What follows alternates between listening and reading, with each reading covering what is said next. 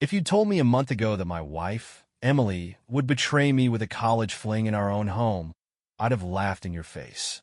Emily was everything to me, smart, stunning, charismatic, and I thought we had the kind of marriage everyone envied. Turns out, I was dead wrong. It all started when Emily got an invitation to her college reunion. "It's been years since I've seen these people," she exclaimed, waving the invite at me like it was a golden ticket. "I have to go, Jake. You don't mind, do you?" "Of course not," I said, smiling. "You deserve to catch up with old friends." At the time, I didn't think anything of it. Why would I? Emily had never given me a reason to doubt her. A week after the reunion, she was still buzzing with excitement. "Guess who I ran into?" she asked one evening, casually sipping her wine. "Brad Michaels. Remember him? I told you about him once, my old study partner from college." I vaguely remembered her mentioning a Brad at some point, but it hadn't seemed important. "That's nice," I said, focusing on the game playing on the TV. "Yeah, he's doing great," she continued, her tone overly cheerful. "We got to talking, and he's thinking about moving back to the area. I thought it'd be fun to invite him over sometime. You don't mind, right?" "Sure," I replied, barely paying attention. It wasn't until a few days later, when Brad actually showed up at our house, that things started to feel off. Brad was the kind of guy who screamed douchebag. Tall, fit, with that overly confident smile and a handshake that lasted a little too long. His charm was clearly calculated, and the way Emily lit up around him made my stomach churn. "Jake, this is Brad," she said, beaming as she ushered him into our living room. "Brad, meet my husband." We shook hands, and he gave me a smirk I didn't like. "Emily's told me a lot about you," he said, his voice smooth. "Funny," I replied, my tone sharp. "She hasn't mentioned you much at all." His smile faltered for a moment, but Emily quickly jumped in to smooth things over. "Come on, you two. Let's not make this awkward. Brad's here to reconnect, not to compare notes." Her words stung more than I cared to admit. Brad stayed for dinner, and the conversation was unbearable. Emily laughed too hard at his jokes, touched his arm a little too often, and barely glanced in my direction. After he left, I confronted her. "You seemed pretty cozy with Brad," I said, trying to keep my tone casual. She rolled her eyes, pouring herself another glass of wine. "Oh, don't be ridiculous, Jake. He's just an old friend. Stop being paranoid." Her dismissive tone pissed me off, but I let it slide for the moment. That night, as Emily climbed into bed and drifted off to sleep, I stayed awake, staring at the ceiling. Something wasn't right. I could feel it in my gut. Brad started coming over more often after that first dinner. At first, it was under the guise of helping him get reacquainted with the area. Emily insisted it was harmless. "He doesn't know anyone here yet," she said one evening as she set up the guest room for him to stay overnight. "And you're always saying we should be more hospitable." "I'm into family, not random dudes from your past," I muttered, watching her fluff the pillows. She shot me a sharp look. "Don't be childish, Jake. Brad's a good guy. Stop making this into something it's not." The first real red flag came a week later. I was working from home, sitting in the living room with my laptop, when I overheard Emily and Brad talking in the kitchen. "I can't believe you still remember that night," she said, her voice low and teasing. "How could I forget?" Brad replied, his tone dripping with smugness. "You were unforgettable, Em." My hands froze over the keyboard. Unforgettable? What the hell was that supposed to mean? I strained to hear more, but their voices dipped into whispers, followed by soft laughter. My blood boiled, but I forced myself to stay calm. I couldn't accuse her without proof. Things escalated the next night. Emily made a big show of being too tired to sleep in our bedroom, claiming she wanted to crash in the guest room after a long day. "Why?" I asked, raising an eyebrow. "You've got a perfectly good bed right here." "I just need a little space tonight, Jake," she said, avoiding my eyes. "Don't make it a big deal." I watched her grab a pillow and blanket, my instincts screaming at me. The guest room was where Brad had been hanging out earlier. At around midnight, I decided I'd had enough. Quietly, I got up, cracked our bedroom door, and listened. The house was silent, but something felt off. I crept toward the guest room, careful to avoid the creaky spots in the floor. The door was slightly ajar, and as I got closer, I heard it, soft giggles and hushed whispers. "Stop, Brad. Emily whispered, her voice playful. What if he hears? Relax, Brad replied, his voice cocky. He's asleep. Besides, you like the risk. My heart slammed in my chest as I peeked through the gap in the door. There they were, sitting on the edge of the guest bed. Brad's hand was on her thigh, slowly sliding up her leg, while Emily leaned into him, her fingers tracing the collar of his shirt. She bit her lip, her eyes locked on his like they were the only two people in the world. Every fiber of my being wanted to kick the door open and throw Brad out of my house right then and there. But I stopped myself. Instead, I pulled out my phone and started recording. I pressed record, my hands shaking with equal parts rage and adrenaline. The scene in the guest room played out like a twisted nightmare. God, you're still so beautiful, Brad murmured, his hand sliding higher up Emily's thigh. She giggled, running her fingers through his hair. You always knew how to make a girl feel special. Her words, her tone, everything about it felt like a punch to the gut. This wasn't just harmless flirting. She was fully leaning into it, completely disregarding the fact that her husband was upstairs. You're terrible, she whispered, glancing toward the door as if the possibility of being caught only excited her more. You like it, Brad replied, his voice smug. And then he leaned in and kissed her. I clenched my fists so hard my nails dug into my palms, but I kept recording. If I barged in now, she'd spin it into some excuse. No, I needed undeniable proof. The kiss deepened, their movements becoming more heated. Emily's hands slipped under Brad's shirt, her nails raking down his chest as he pushed her back onto the bed. Wait, she breathed, breaking the kiss for a moment. Are you sure he's asleep? Brad smirked, his voice low. He has no idea. Trust me. She laughed, a sound that now felt like nails on a chalkboard. God, this is so risky. I can't believe we're doing this. You love it, he replied, his hand sliding the strap of her top off her shoulder. I couldn't take it anymore. My blood was boiling, my vision blurry with rage. Without thinking, I shoved the door open, the force slamming it against the wall. What the hell is going on here? I barked, my voice echoing through the room. Emily shot up from the bed, her face pale as a sheet. Jake, she gasped, scrambling to fix her top. It's not what it looks like. Brad froze, his cocky demeanor evaporating as he stumbled off the bed, his hands raised. Whoa, man, let me explain. Shut the hell up. I snapped, glaring at him. Emily stumbled over her words, tears welling up in her eyes. Jake, please, I wasn't thinking. It was a mistake. I held up my phone, still recording. A mistake? You call sneaking around in my house, on my bed, with this asshole a mistake? Her tears turned into full-blown sobs. It didn't mean anything. I swear, Jake, it was just a stupid moment. Save it, I spat, turning to Brad. And you, get the hell out of my house before I call the cops.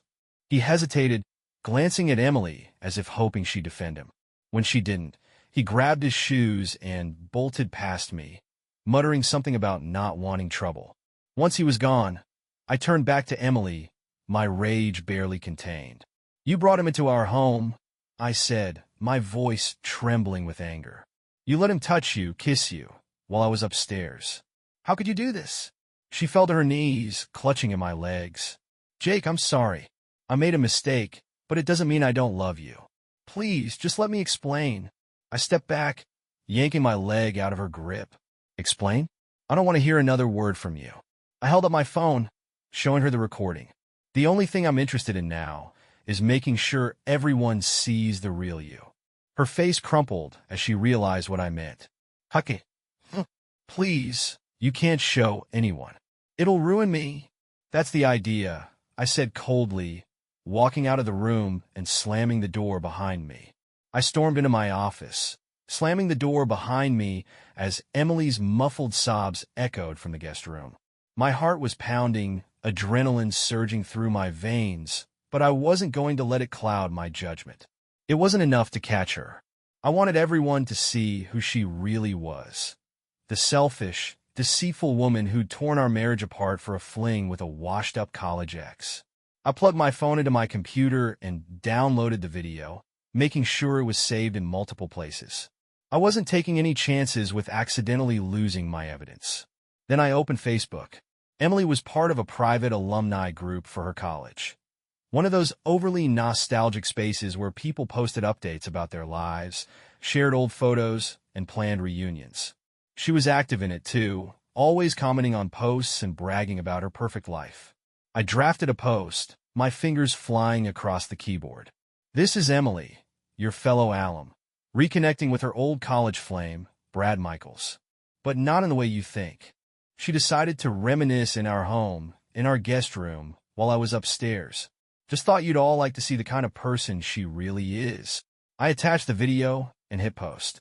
It didn't take long for the group to explode. The comments started flooding in within minutes. Wait, is this real? Oh my God, Emily. I can't believe this. I knew she was always a little too full of herself. Brad's a loser. Figures he'd be involved in something like this. The video had over 100 views before I even stepped away from my desk. People were tagging each other, sharing the post, and spreading the scandal like wildfire. My phone buzzed incessantly. Texts from friends, calls from people I hadn't spoken to in years. It seemed like everyone wanted to weigh in. But I ignored them all, focusing instead on watching the fallout in real time. By the time I checked back, the group admins had locked the comments on the post, but it was too late. Screenshots and copies of the video were already circulating in other alumni circles. An hour later, Emily burst into my office, her face red and streaked with tears. She held her phone in her trembling hands. "Jake," she screamed, "what the hell did you do?" I leaned back in my chair, completely unfazed. I showed people the truth. You thought you could get away with humiliating me, sneaking around with Brad like I wouldn't find out. Well, now you get to feel what it's like to be exposed. "You're ruining my life," she shouted, slamming her phone onto my desk. "Everyone's seen it. My friends, my family, they're all calling me, asking me what the hell is going on." "Good," I said coldly. "They should know the real you." She tried to argue, her voice breaking as she begged me to take the post down. "Please, Jake," she sobbed. "I'll do anything. Just delete it before it gets worse." I stood up, towering over her. "You think this is bad, Emily? You should have thought about that before you decided to blow up our marriage for some cheap thrill. Now you get to live with the consequences." Her sobs grew louder as I walked past her, leaving her to wallow in the mess she'd created. The next morning, the house was eerily silent. Emily had locked herself in the bedroom, leaving me to enjoy a much-needed cup of coffee in peace. I scrolled through my phone, watching the fallout from the alumni group post escalate further. Screenshots of the video had spread beyond the group. People were sharing it on other social media platforms, tagging mutual acquaintances, and even turning it into memes. College love rekindled? More like burned to the ground. Brad Michaels, living proof that some people never grow up. Imagine screwing your ex in your husband's house and thinking you wouldn't get caught. Emily, you're the clown of the year. It was brutal, and I wasn't the least bit sorry. By mid-morning, the calls and messages started flooding in again. One of Emily's closest college friends, Sarah, called me directly. "Jake," she began, her voice a mix of shock and pity. "Is this really true? Did she actually do this?" "Every second of that video is real," I said bluntly. "She invited Brad into our home, snuck around behind my back, and didn't care if it destroyed our marriage." Sarah sighed heavily. "God, I can't believe her. I mean, I knew she had a thing for Brad back in the day, but I never thought she'd go this far. Everyone in the alumni group is talking about it. She's humiliated." "Good," I replied coldly. "She earned it." Around noon, Emily finally emerged, her face pale and her eyes puffy from crying. She sat across from me at the kitchen table, clutching her phone like it was a lifeline. "Jake," she said quietly, her voice hoarse, "please, I'm begging you, take the video down. You've made your point." I set my coffee mug down and met her gaze. "My point? My point hasn't even begun to sink in, Emily.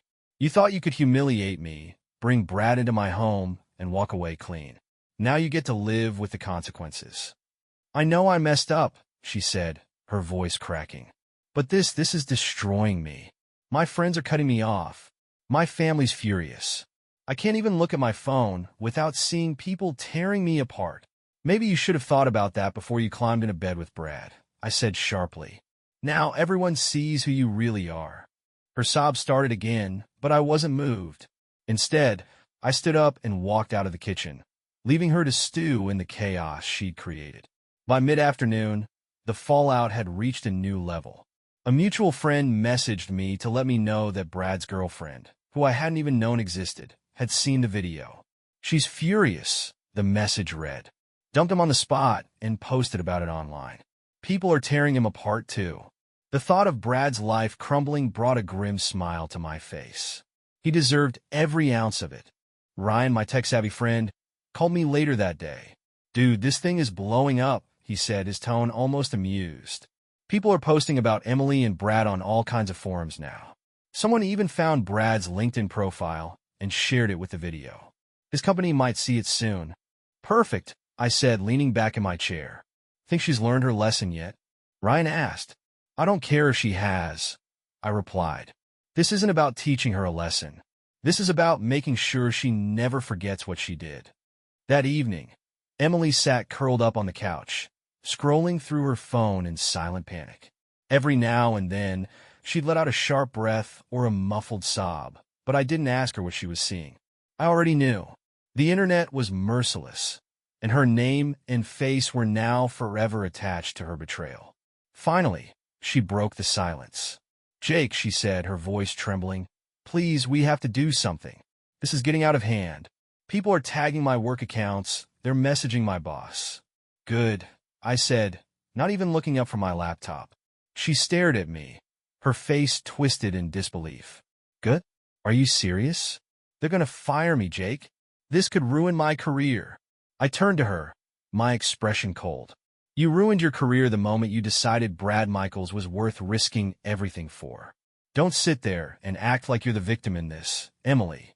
You brought this on yourself." Her tears started again, but I wasn't moved. She'd made me feel small, insignificant, and betrayed in my own home. Now, it was her turn to feel what it was like to have her world crumble. "I don't know what else you want from me," she cried. "I've apologized. I've admitted I was wrong. What more can I do? You think an apology fixes this?" I shot back, my voice rising. "You think saying sorry erases the fact that you brought another man into our house, into our bed? You didn't just cheat. Emily, you humiliated me. And now, you're getting exactly what you deserve." Her phone buzzed on the coffee table, and she flinched like it had burned her. I glanced at the screen, seeing the preview of a text from her mother. "How could you do this to Jake? Call me now." "You should answer that," I said flatly. "I'm sure your parents would love to hear your excuses." She picked up the phone, but didn't call back. Instead, she buried her face in her hands, shaking her head. I can't face them." "That's not my problem," I said. "You didn't think twice about how this would affect me, or how it would look to everyone who knows us. So, deal with it." The breaking point came the next morning. Emily's boss called her directly, and I heard every word of the conversation from where I stood in the hallway. "Emily, we need to talk about the situation that's been circulating online," her boss began, his voice stern. "Sir, I can explain," she said quickly, her voice shaking. "It's not what it looks like. This is all just a misunderstanding." There was a long pause on the other end before he replied. "The video is very clear, Emily. We can't afford to have this kind of scandal associated with the company. I'm sorry, but we're going to have to terminate your employment, effective immediately." She let out a strangled sob, trying to argue, but her boss cut her off. "You can collect your things on Monday. HR will send you the details." The call ended, and she dropped her phone onto the couch, covering her face with her hands. "They fired me," she whispered, her voice hollow. "They actually fired me." "Good," I said, walking past her without a second glance. Ryan called me later that afternoon with another update. "Brad's life is imploding too," he said. "His girlfriend dumped him, his alumni circle has turned on him, and his company's HR department is apparently reviewing his behavior. Guy's probably not going to last much longer." I chuckled. "Serves him right. You want to grab a drink later? Celebrate a little?" Ryan asked. "Not yet," I replied. "There's still more to do." The fallout was brutal, and Emily was spiraling fast. By the end of the day, her phone wouldn't stop buzzing with calls, texts, and notifications. Every message was another nail in the coffin of her reputation. Her mother left multiple voicemails, each angrier than the last. Emily, this is beyond shameful. Your father and I can't even show our faces at church anymore. What were you thinking? Call us back. Her friends, the few who still dared to reach out, weren't offering much sympathy either. Emily, I don't know what to say. You really screwed up. I can't believe you did this. Poor Jake. Don't bother reaching out to me again. We're done. By mid-afternoon, Emily tried to approach me again. Her face was pale, her eyes rimmed with red from crying. She looked like a ghost of the confident, put-together woman she used to be. Jake, she said softly, standing in the doorway to my office. I didn't even glance up from my computer. What? She hesitated, clutching her hands together. I know I don't deserve your forgiveness. But can we at least talk about taking the post down? People are relentless, Jake. I can't go anywhere without someone bringing it up. I can't even open my email without seeing messages from strangers. Please, I'm begging you. I finally looked up at her, my expression cold and unmoving. You didn't care about how relentless people could be when you were sneaking around with Brad, did you? You didn't care how it would affect me, our marriage, or our life. Why the hell should I care about what it's doing to you now? Her bottom lip trembled, but I didn't stop. You made your bed, Emily, I said sharply. Now lie in it. She turned and walked away, her sobs echoing down the hallway. I didn't follow. That evening, Ryan called with another update. You're not going to believe this, he said, laughing. Someone leaked screenshots of Brad's text messages with Emily to one of those gossip forums. It's all out there now. Every sleazy, dirty thing they said to each other. The comments are savage. I smirked, leaning back in my chair. What are people saying? Oh, everything from Brad's a homewrecker to Emily's a narcissist who deserves every ounce of this. It's brutal, man. People are ripping them both apart. Good, I replied. Meanwhile, Emily's social media accounts were in chaos. Despite her attempts to delete the alumni group post and set her profiles to private, the damage was done. Screenshots of the video were everywhere, along with memes mocking her betrayal.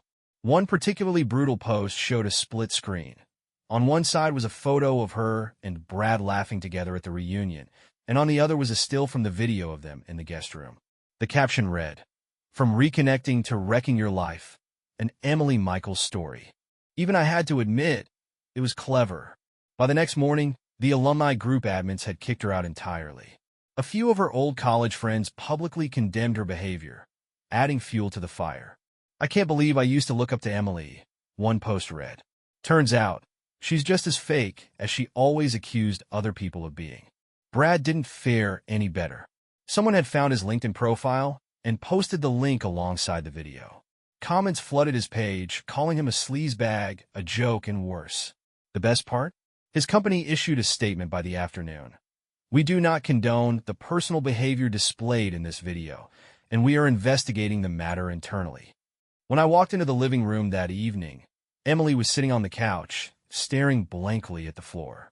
She didn't even look up as I passed by. How's Brad holding up? I asked, my tone mocking. She flinched but didn't respond. Let me guess, I continued. He's ghosted you now that his life is just as wrecked as yours. Her shoulders shook as fresh tears started to fall.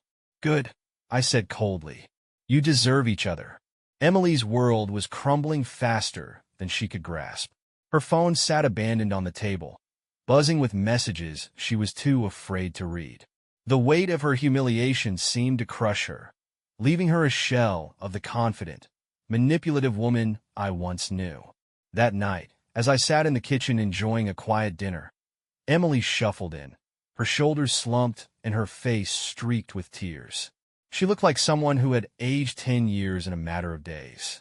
Jake, she said, her voice barely above a whisper, I need to leave.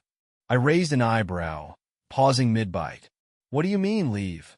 I can't stay here anymore, she murmured, staring at the floor. Every time I step outside, I feel like everyone's staring at me, judging me. I've lost my job, my friends, even my parents won't speak to me. I can't take it. Where are you planning on going? I asked, setting my fork down. She hesitated, as if expecting me to offer a solution. When I didn't, she swallowed hard and said, There's a friend out of state who said I could stay with him for a while, just until I figure things out. I leaned back in my chair, crossing my arms. You think running away is going to fix this? She flinched, her eyes filling with tears again. I don't know what else to do. I can't face this anymore, Jake. Everywhere I turn, it's another reminder of how badly I screwed up. You didn't just screw up, Emily, I said coldly. You destroyed everything we built together. You humiliated me, lied to me, and dragged my name through the mud while you played house with Brad. Don't think leaving town is going to erase that. She nodded, tears streaming down her face. I know I've lost everything. But please, Jake, let me go. I can't stay here. I stared at her for a long moment, weighing my options. Finally, I stood and grabbed a glass of water, my tone sharp and emotionless. Do whatever you want, I said. Pack your things and go. You're not my problem anymore. Her sobs grew louder, but I didn't care. She'd spent months betraying me, and now she wanted pity? She wasn't going to get it. By the next morning, Emily had packed her things into 2 suitcases and loaded them into her car. She lingered in the doorway, her eyes darting toward me one last time. Jake, she began, her voice trembling, I know you'll never forgive me, but I'll always regret what I did to you. I'm so sorry. I didn't respond, my expression cold and unmoving. She sniffled, nodded to herself, and walked out the door. Ryan called me later that day, his voice laced with amusement. She actually left town, he asked. Yeah, I said, pouring myself a drink. She couldn't take the heat anymore. Guess she thought starting over somewhere else would make it easier. Fat chance, Ryan replied. That video and those screenshots are everywhere now. She's going to have a hard time escaping her reputation. Good, I said, raising my glass. Let her carry it with her. She earned it. Later that evening, I checked my phone to see that the alumni group was still buzzing with activity. People were dissecting every detail of the scandal, from the reunion to the fallout. A few members were even organizing a reunion debrief, jokingly referring to it as the post-Brad debacle. I scrolled through the comments, feeling a grim satisfaction. Emily's name had become a cautionary tale, a symbol of what happens when you think you can lie, cheat, and manipulate without consequence. And the best part? She had no one to blame but herself.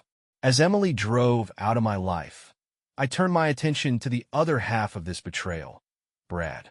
His arrogance and entitlement had fueled this mess just as much as Emily's lies, and I wasn't about to let him walk away unscathed. Ryan had been keeping tabs on Brad, and the updates were rolling in fast. Brad's LinkedIn is toast, Ryan reported. Someone posted the screenshots of the video in the comments of his work anniversary post. HR at his company was tagged like 50 times. Pretty sure they're done with him. I laughed, swirling my drink in my hand. What about his personal life? Oh, it gets better, Ryan said. Remember how his girlfriend dumped him after the video went viral? She's been spilling all kinds of dirt on him. Turns out, he's been cheating on her with more than just Emily. She posted about it on Instagram, and it's brutal. People are tearing him apart. I scrolled through her post later that night, reading every juicy detail. Brad Michaels is a liar and a cheater. He's been sneaking around with multiple women behind my back, including his married college ex. If you're thinking of dating him, don't. He's trash. The comments were even better. Wow, he sounds like a total loser. Hope karma hits him hard. Emily's just as bad. Birds of a feather, I guess. Brad's reputation wasn't just ruined. It was obliterated. A few days later, I got another update from Ryan. Brad's company made it official, he said, barely containing his laughter. They fired him today. Cited behavior unbecoming of an employee, or something like that. He's done. Perfect, I replied, feeling a rush of satisfaction. Let him see how it feels to have everything ripped away. But Ryan wasn't finished. Guess where he's staying now, he said, a hint of mischief in his tone. Where? I asked. Back with his parents, Ryan said, laughing. Apparently, they're not thrilled about it either. Word is his mom keeps telling him he's a disgrace. I couldn't help but laugh. Brad, the self-proclaimed ladies' man, reduced to living in his childhood bedroom under the watchful eye of his disappointed parents. It was poetic justice.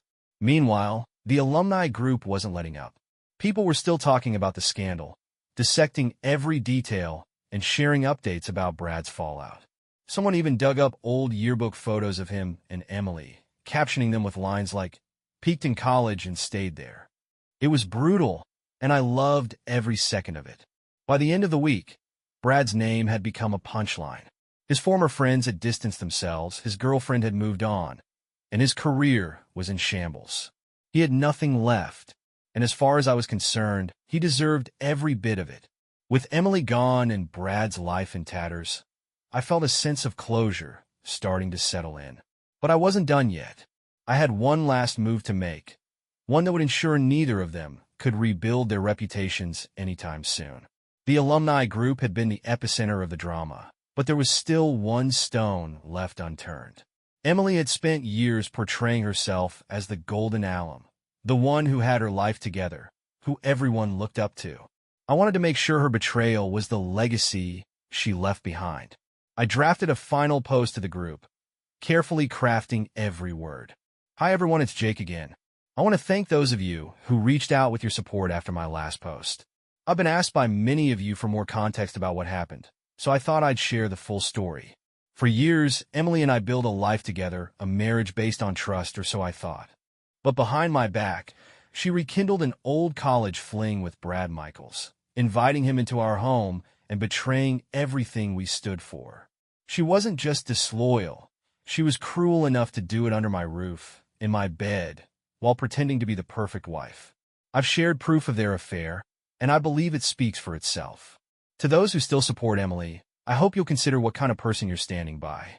As for me, I'm done being silent. I attached the now infamous video, along with screenshots of their messages, and hit post. The reaction was instant. "Holy hell, Jake. I'm so sorry you went through this. Emily deserves everything she's getting. Brad's the worst, but Emily, she's just as bad. Can't believe she'd do this to someone who loved her." The post was shared over 100 times within hours, spilling out of the alumni group and into broader circles. By the end of the day, people were talking about it on forums, social media platforms, and even local gossip pages. Emily's carefully curated image was completely obliterated. I heard from Ryan later that evening. "You're officially a legend," he said, laughing. "People are calling your post the scandal of the decade." "Good," I replied, pouring myself a drink. "And Brad? He's gone completely off the grid," Ryan continued.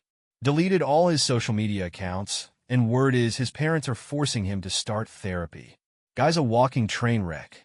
"Perfect," I said, smirking. The last I heard of Emily, she was staying in a small apartment out of state, trying to rebuild her life. But the internet never forgets, and her name was now forever tied to the scandal. She tried to play me, to humiliate me. But in the end, she was the one left humiliated, exposed, and alone. As for Brad, well, he was stuck living with his parents, jobless, friendless, and thoroughly disgraced. I leaned back on my couch that night, sipping my drink and savoring the peace of knowing justice had been served. The betrayal, the lies, the humiliation, it was all behind me now. And Emily and Brad? They'd never recover.